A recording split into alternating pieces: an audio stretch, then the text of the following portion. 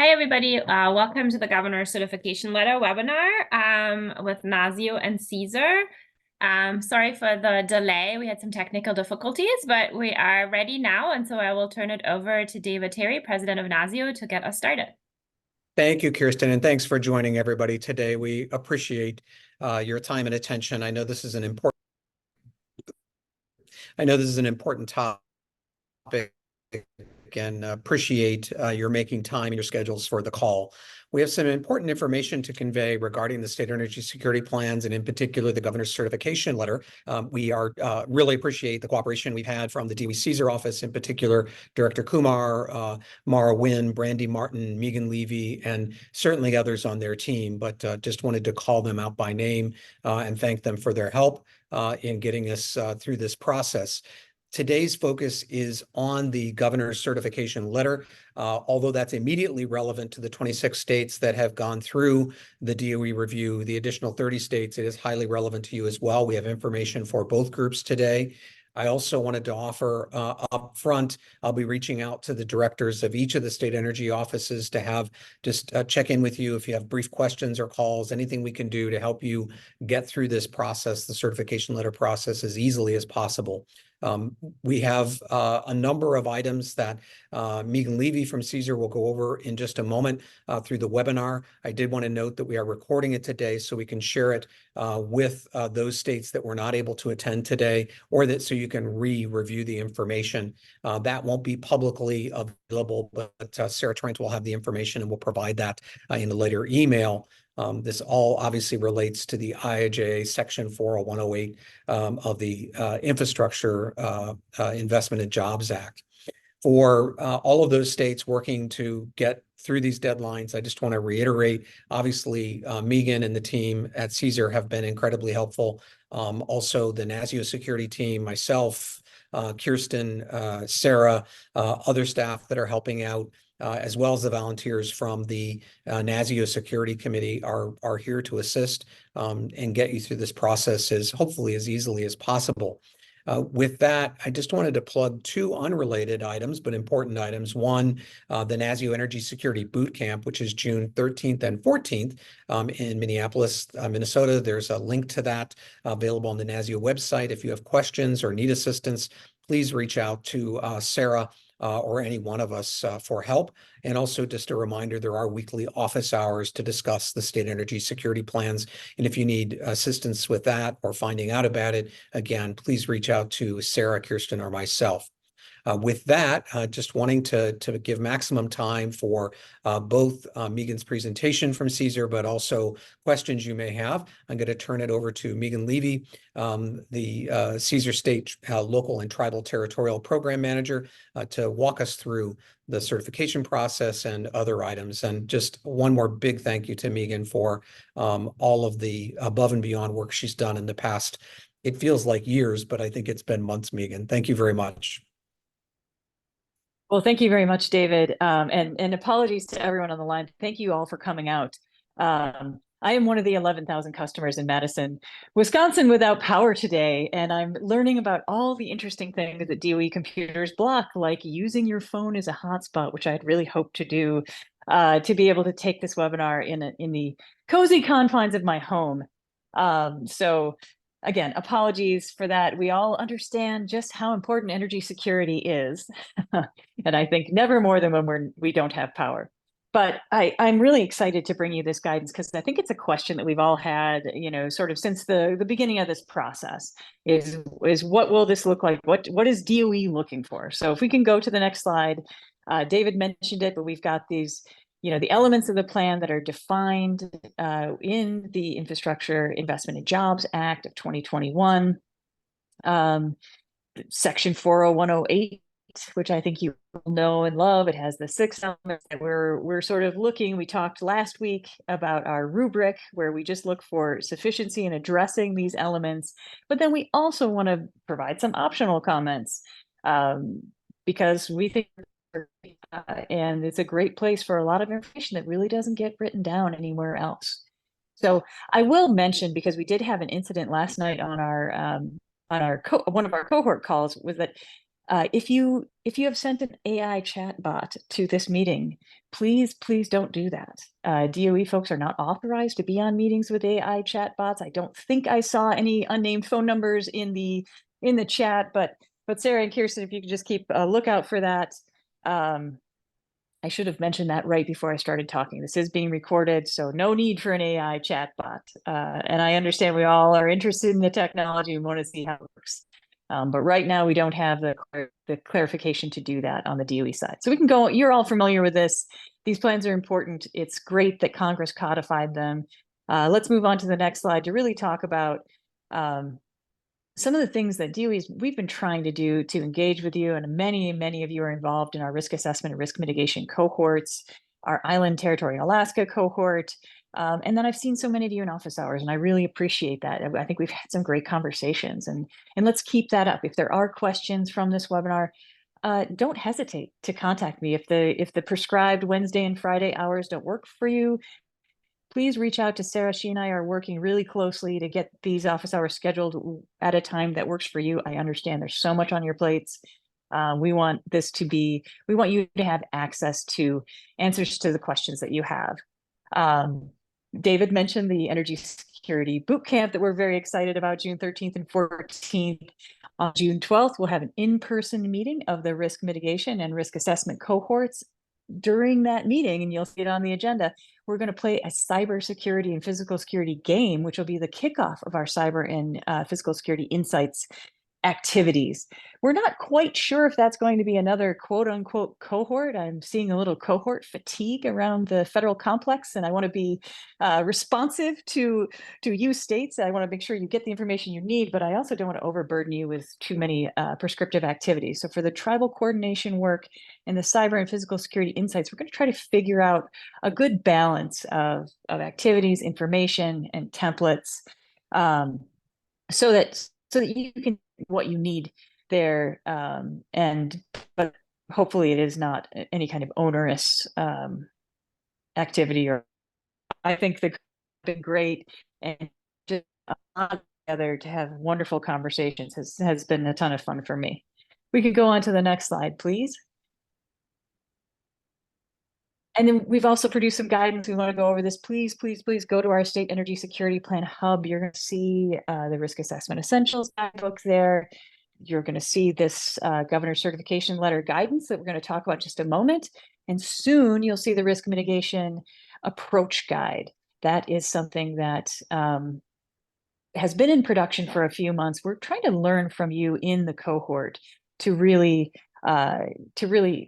inform that with the real life, the practicality of what you guys are going through. A couple of other things on that hub that you'll see. We put out a guidance document for the plans in 2022, which I think is fantastic, and nothing like that had existed before outside of the old NASEO energy assurance guidelines, which was a very long and thorough document, still a wonderful resource, and still available on the NASEO website. We did a 2024 kind of reimagining, reflowing of the State Energy Security Plan guidance document. These are all optional. There is no right way to do this. We had received some feedback that, hey, some of this, like, do I have to follow this exactly? No, you do not. There's the 2022 guidance is there. The 2024 guidance is there. These are all optional pieces of guidance. Choose the one that fits your situation, your state or territory best. We've also done a little revamp of the state energy profile guidance, which is one of our most used pieces of guidance, but didn't include a lot of trends in terms of consumption and generation. So we added some 10-year trends for policy as well as consumption and generation. If that applies to you and you think that would help flesh out your energy profile, go ahead and use it. If it doesn't, please feel free to. We can go to the next slide, please. But this is what we're really here to talk about, the Governor's Certification Letter and Guidance Template. So I know when I first read this in 2021, from a state perspective, I was pretty excited about the opportunity to put it in front of the governor, or at least the governor's staff, to make sure that they could see all of the hard work that we're doing. I felt like sometimes I was toiling in obscurity. And I really do hope to hear some stories from the field of, how did it go? How did the meeting get scheduled?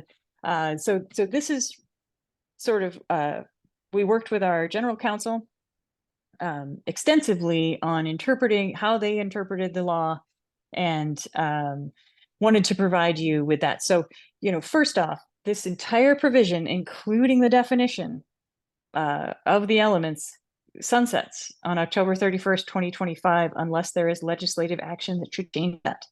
So this requirement to turn in a plan or a certification letter will go away October 31st, 2025. So there's 2 more opportunities for states to turn in either a plan or a letter, and that is September 30th, 2024 and September 30th, 2025. And we'll get into those timelines in a little bit, but I will point out that on the very first page of the guidance, we've got that call out box. That is the exact language of the law.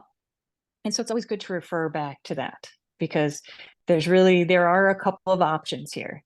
We certainly enjoy reading your plans, but if you've received a letter from DOE that says you've fully addressed all the elements, you are allowed a certification letter, which could say one of 2 things, and that's that A and B there. And we'll get into the difference between regular updates and quote unquote necessary revisions and how that's been interpreted. We can go to the next slide. And if I can't see folks, so if there are pressing questions, please just interrupt me. Otherwise, this is a pretty short deck, so we'll have time for questions after we're done. So here's that timeline for the 26 states that received a letter that said, hey, you fully addressed all the elements. Now, you all know that you've received some optional enhancements, some tips like, hey, you might want to consider this, you might want to consider adding that. None of those optional tips that you got on your letter would be considered necessary revisions. We'll talk about that in a second. But so you got your determination, you fully addressed all the elements. So then it's setting up the governor's review. The governor reviews the plan and determines that the compliance for the 6 elements is maintained. We imagine that these briefings with the governor would probably focus on those elements. And then you submit that letter to DOE by September 30th, 2024. You repeat the process again in FY25 before the provision sunsets in October of that same year. Governor reviews, you get a chance to highlight the activities, the programs, the things that you've been doing throughout, in between the review period, any changes you've made. Obviously we know these plans are never done. They can be, but you may have exercised plan. You may have learned something at the cohorts meeting that you wanted to add to the plan. You may have enhanced a section. You may have updated your energy profile. You may have added different contacts. Gosh, we know that contacts change very frequently. But all that goes into your FY25 review process with your governor, and then the governor's certification letter is due September 30th, 2025. And then pending any legislative changes, you're done. Not done with the plan, but done turning things into DOE. On the next slide, we'll talk about those states, the 30 states and territories that did not receive a fully, you've released all elements. If you still have a couple of things on, well, let's work on them. Let's get this all done this year. These office hours, we've got the cohorts. We really want to hear from you. We really want to help you fully address all those elements this year. You'll submit that updated plan to us by September 30th, 2024. There's no need for a governor's letter from the 30 states and territories this year, but we would anticipate that you'd receive a fully addressed letter from DOE and you'd submit a governor's certification letter September 30th, 2025. So those are the 2 kind of timelines that we're looking for. So for 30 of you, no need to turn in a governor's letter this year. Still get a little more time to work on the plan, but we will review the plan and get those results back to you certainly as quickly as we did last year, we hope. And then in 2025, when all elements have been fully addressed, you can turn in that letter. Okay, on the next slide, we'll dig into a little bit of the instructions that we've put out with this guidance. A little bit on the format. Per the law, address the letter to the Secretary of Energy, Jennifer Granholm. You can email it to energysecurityplans@hq.doe.gov. That's pretty important. CESER has been authorized to receive these letters on behalf of the Secretary. If you send it via snail mail to the secretary, I might not see it until next year. So please send it via email. I don't really know where physical mail goes if it gets sent to the department, but it's not me. I can tell you that. And there are the two major phrases that are called out in the law. So we wanted to make sure to talk to you about that. There is the detailed review findings. One, if the governor's review determines no revisions are necessary, the governor just certifies this plan is compliant with the law, and I certify that. If the governor's review determines that there are necessary revisions, the governor says, hey, in my opinion, in order to be fully compliant with this multi-state coordination element, I think you need to add this, and you add it, then you certainly describe that. So the governor's, oh, go ahead, David. Megan, I had I guess this is a comment or a question. Please correct me if I'm misstating this, but obviously this applies for the longer term for the 30 states that ultimately submit their updated plans before September 30th. But these two specific items are most relevant to the 26 states right now, just to make sure I'm emphasizing that. Is that correct? Absolutely correct. Thank you. No, that's a good point, and I should have made that more clear. So this is for when you are turning that certification letter. There's the law gives us a couple of options for the language that the governor can use based on the governor's review, whether or not there are necessary revisions or no revisions are necessary. And that is for the 26 states. On the next slide, we'll look at some of the template language that we've put together. There are two optional templates included in the file that Kirsten put a link in the chat for. So the green one is no revisions necessary. The blue call out box there is necessary revisions. So the way that we are defining necessary revisions is, again, those that impact the compliance with the law. So anything that would impact sort of addressing those elements. So that's the energy profile, threats, hazards, vulnerabilities, risk assessment, risk mitigation, and multi-state and tribal coordination and emergency response. So the good news is whether or not your governor determines, well, I'll say this, regardless of what the governor determines, there's only one difference. If the governor says we've made necessary revisions because I identified them, we're asking you to resubmit the plan. That's what the law says. Please submit those revisions to DOE. The governor says, I don't think there's any revisions necessary here. Great plan, great work. You do not need to submit the plan. Next slide, please. So here's a little more detail on no revisions necessary. And everything in italics here is example text that we wanted to put together for you to show what a review letter could look like, what the process could be described as. Your process may be totally different. We will be looking for key phrases like, I have conducted a review. We assume that probably in 2025, you could call that an annual review. Kind of, perhaps you're already reviewing your plans with your governor. If you're not, that's okay. But I think the governor is saying, I've conducted a review and I determined that it meets the requirements. And, and then at the end there, I certify with my signature, my approval and determination that no updates are necessary to the plan. So that's what we're looking for per the law, is for the governor to say something like, hey, I've reviewed the plan. I understand the plan's contents. My opinion is that this is compliant with the law. With, in this version, no revisions necessary. Would not include, and again, those revisions, the way that we're defining, that doesn't include things like contact lists or, small data points. That's really like big, huge things that would shift how you address the elements. Those are necessary revisions. And on the next slide, we'll show you a little example of what that is. So necessary revisions, the governor says, I certify that we restate kind of the purpose of the plan from the law. I understand reliable, secure, and resilient energy infrastructure is vital to maintaining the quality of life, ensuring the health and safety of our citizens. I think every governor gets that and would agree with that. But then we have little legalese in there. in accordance with Section 366 of the Policy Conservation Act, I have conducted an annual review of the state energy security plan.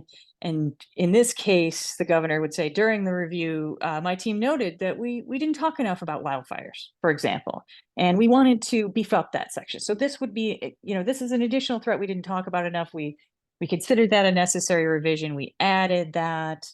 In this case, I think we're saying, hey, this was in our newly approved state hazard mitigation plan. We thought it should be in this plan too, so we added it.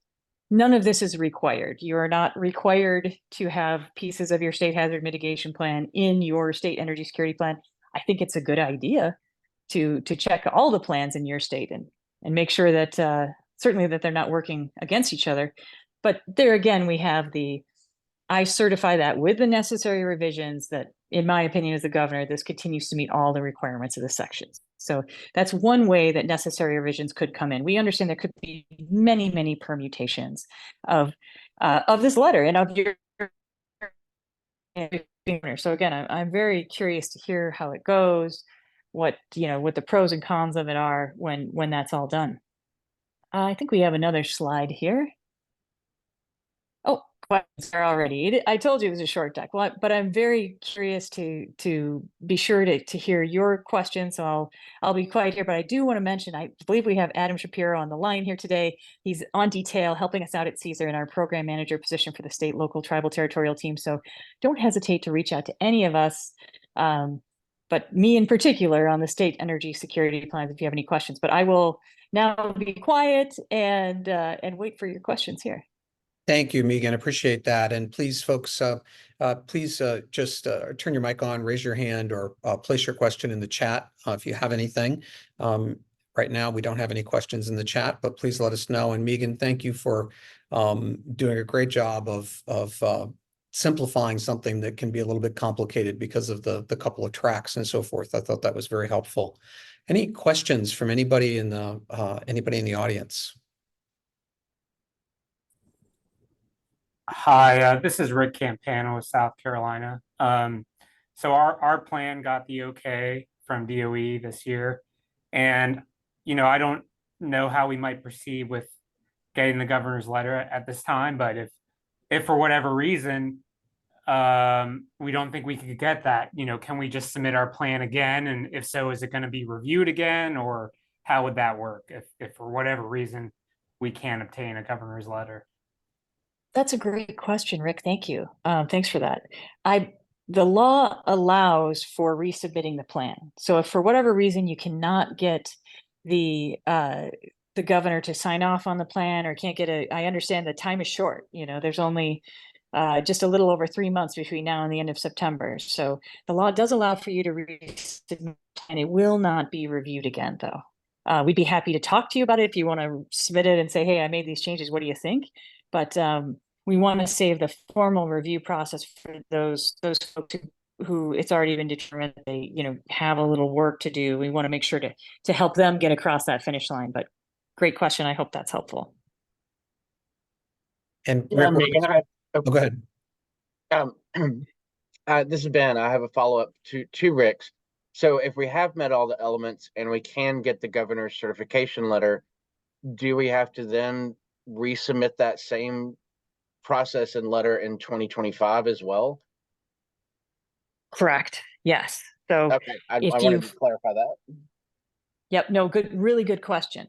Because it is before the law sunsets, we want a certification letter at the end of every fiscal year. So that's this September 30th and September 30th, 2025. So thanks for clarifying that.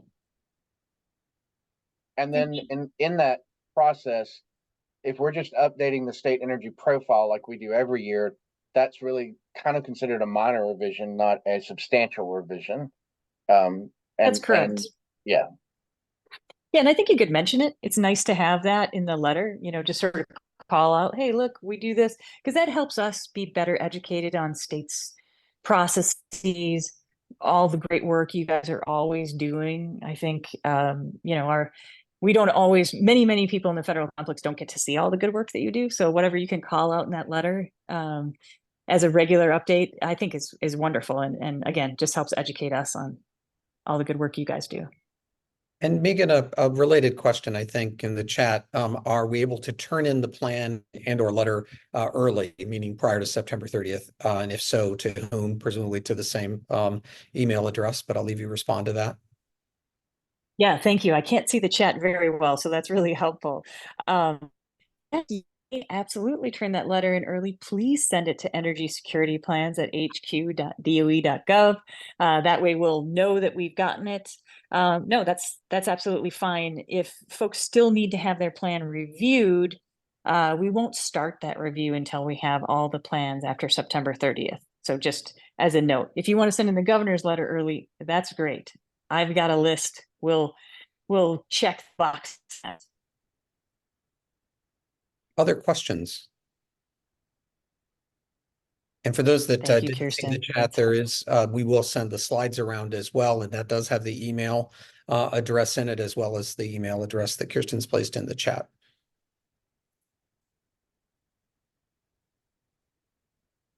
And then for office hours, thank you, Sarah. Yeah, if there are other questions you don't want to talk about in this big group, that's fine. We can talk about it in office hours too, whatever works for you. Absolutely. And just to reiterate again, we're happy to do one-on-one calls on the NASEO end. I'll be sending out emails to all the directors offering that formally if we can help in any way. We obviously are not an arbiter of what's acceptable to the department, but I think we can answer and or help field questions. I know it hopefully will be helpful to everybody, helpful to CESER as well to do that. So be looking for that email. If you don't need assistance, then that's great. But if you have questions, big or small, and you want to do those one-on-one, that is perfectly fine and easy to set up. I will make myself available, and note that in the email that I send out to all the directors. Any other questions from anyone in the audience, or any comments, Megan, that additional comments you have, or something you want to add? Well, and I'll just, Brandy, if you're still on the line, is there anything that I missed, DOE colleagues? Was there anything that I needed to emphasize? I guess I think the main thing I'd say is try to view this as an opportunity if it works for you, because I think it would be great to have your work highlighted by your governors. This is really important work, especially as I'm sitting here in beautiful Madison, Wisconsin, without I keep turning on light switches and the lights are not turning on. We really have a vegetation management problem in my neighborhood, I'll tell you that. But it is what it is. These storms are bigger. We've never had 85-mile-per-hour straight line winds in Madison before. We had a tornado touchdown just a couple of houses away from me. And normally in the past, that just wasn't how it was. We're testing our tornado sirens every month of the year now. That used to start in June, but we had a February tornado in Wisconsin this year. So I guess the importance of these plans is certainly not lost on me. But but Brandy or others on the line, anything that I forgot or that you'd like to tell the states? Megan, I think you did a great job in covering everything. I would just, as you're digging into the letters, if your lawyers are reviewing it and you have questions, feel free to reach out to us at any time. As Megan mentioned, the language in there is just for example. You can tweak it as needed. But thank you to Megan and NASEO and all of you. We've just seen tremendous growth with all the plans, and very much I get debriefs from Megan all the time on some of the exciting things you're all doing. So thank you for prioritizing this. Thank you, Brandy. Yeah. Well said. Very good. Okay, well, if there are no other questions, I believe we'll close this out. But again, please follow up one-on-one if you'd prefer to do it that way. Drop us an email, however you'd like to reach out. And again, I am going to send a note out to all the directors in the offices just to make that offer explicit. And if you don't need anything else, that's great. But we are ready to make sure we get through this all together, and certainly have better plans as a result, but know that it is not an easy task. So we appreciate your help and really working through this with us. Have a good rest of the day, hopefully a good Memorial Day weekend. We have a little bit further to go yet, but once again, just a final thank you to the CESER team and all the work that they've done to get us from A to B, and a special shout out to Sarah Trent, who has been working just about as crazy number of hours as Megan. So thank you all. Have a good afternoon. Oh, go Thank ahead. you, David. Big thanks to NASEO for all your partnership with this too. We can't do this alone, so I really appreciate working with you all on this, and thanks to all the states too. We'll Good talk deal. to you soon. Take care.